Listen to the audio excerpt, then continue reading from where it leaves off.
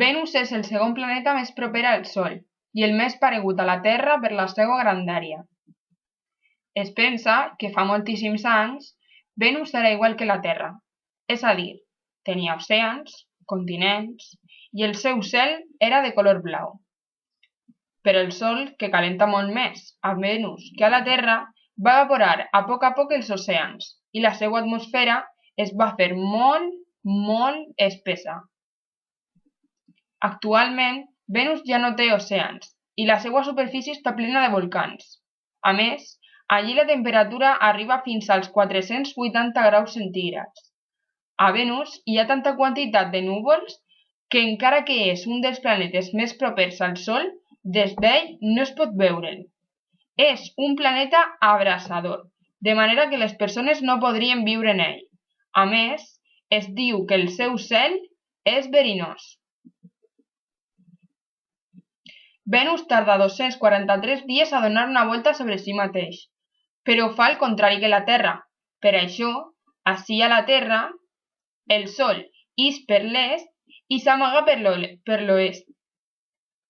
A Venus, encara que no es veja en el cel, el Sol ix per l'oest i s'amaga per l'est. Venus tarda 225 dies a pegar-li la volta al Sol. Tarda més que Mercuri, perquè està més llunyà.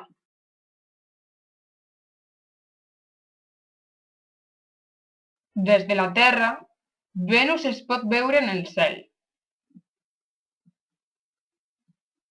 Al igual que Mercuri, els millors moments per veure'l són justament abans de l'eixida del Sol o quan aquest acaba d'amagar-se. Com podem comprovar ací, Venus es pot veure millor, perquè és més brillant i més gran que Mercuri. A més, de vegades Venus també passa per davant del Sol. Hem dit abans que les persones no podríem anar a Venus, perquè els abraçaríem, però si poguérem, la diferència del nostre pes a Venus i a la Terra seria molt menuda, ja que una xiqueta que a la Terra pesa 25 kg, a Venus pesaria 22,6, i un xiquet que a la Terra pesa 30 kg, a Venus pesaria 27, és a dir, tan sols un poquet menys. Per últim, és molt important saber que Venus, la Terra i Mart, que és el següent planeta després de la Terra, delimiten la zona habitable del sistema solar, però solament hi ha vida a la Terra, perquè és l'únic planeta que té les condicions necessàries perquè existisca la vida. Voleu saber alguna cosa més d'aquest planeta tan curiós?